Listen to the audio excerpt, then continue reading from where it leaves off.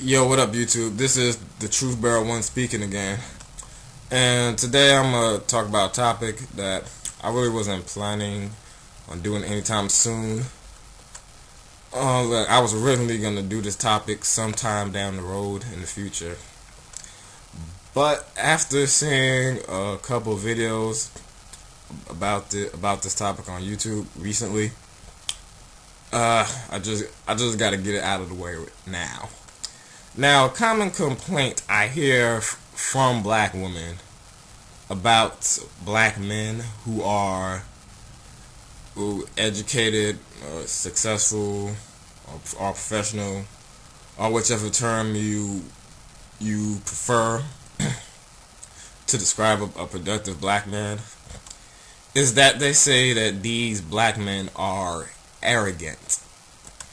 That these black men think too highly of themselves, that they overestimate their achievements, that they overestimate their desirability to women, that they overestimate what they have to offer. And some will say that these black men have delusions of grandeur, even if their success is not even on that level. Now, I will say this. There is some truth in that. As a young college-educated black man myself, I can admit that there are some brothers who let small stuff go to their heads sometimes. There are some brothers who get big heads off of small stuff. Now, that being said, I can understand why they would feel that way. I understand why they would think that way. Now, before I go on any further, I gotta get this out of the way first. Now, black women as a whole, as a group, y'all really have no room to call anybody else arrogant. Especially American black women.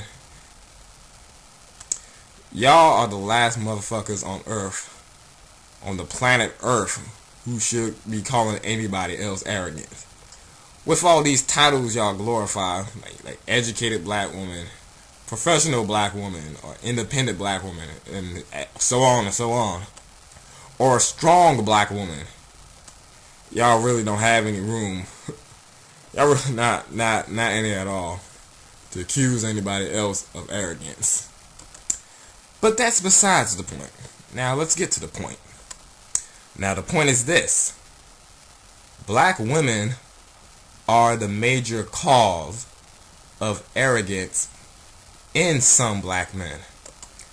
Well, how is that true? I'm glad you asked. You see, black men are born into a world where everybody expects the worst from them. Black men are born into a society where everybody already expects us to fail, including black women. Or should I say, especially black women. Black men are born into a position where everybody already hates us. We come into this motherfucker hated.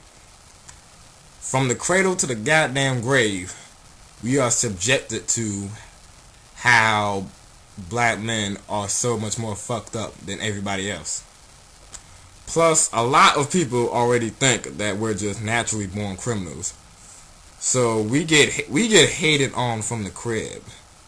No, not even from the crib. We get hated on from the womb. Our failure is already complete before we are even born. And while this doesn't only include black women, I believe black women contribute the most to it. For decades now, black women have been on the forefront of the Black Men Ain't Shit campaign. And the reason I said black women contribute the most to it, has the most influence, because for one, black women say it the most and they say it the loudest, whether it be through talk shows, TV specials, or books, or movies, etc.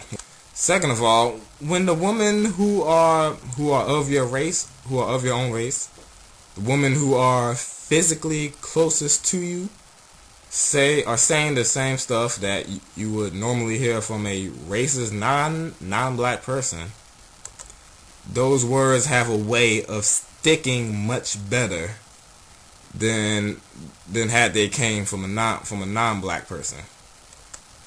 Because everybody thinks like, or if a non-black person says it, then there's a possibility that they're just racist. But if they hear a black woman say the same stuff that he or she said, then it becomes, oh well, it must be some truth.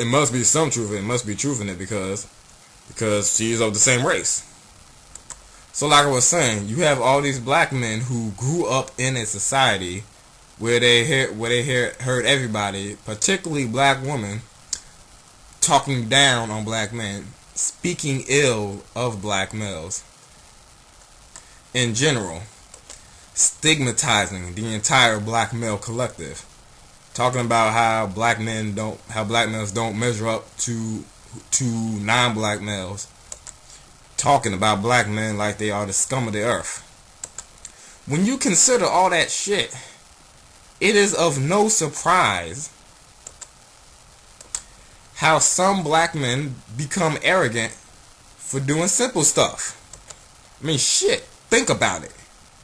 If you've been hearing from birth how black men don't do anything right, that when you just do something right, there's a good chance you're gonna feel like you're just on top of the world. That's how you get regular black guys who develop a big ego. And that's why you can have a regular black dude who has a black dude with a regular job, who makes decent pay. He makes decent pay. He has his own place, has his own car, no kids, and never been in trouble with the law. Now, to a lot of people, that would just be an average life. But if that black guy has been hearing all his life how black men are just destined to fail, if he's been hearing and seeing black women constantly throw black men under the bus every single chance they get on television, he might think he's special. I mean, he might think that he's a walking fossil or something. I mean, shit, can you blame him? Can you really blame him for feeling that way? After hearing constantly how black women shit on black men, talking about how black men fill up the prisons, saying how black men make all these babies and don't take care of them, saying how black men are not working because they're too lazy, or they just don't want to work, or they just don't want a job. Talking about how black men live off their mothers or their girlfriends or some woman in their lives. You see, after hearing all that bullshit for years, it's not hard to understand how some regular black dudes can get egos. How they can become arrogant. Because to that black guy, in his mind, he has already surpassed all of your expectations of him. By doing the ordinary, he believed that he has done the extraordinary. When you constantly put down a group of men, you inadvertently lower the bar for those men.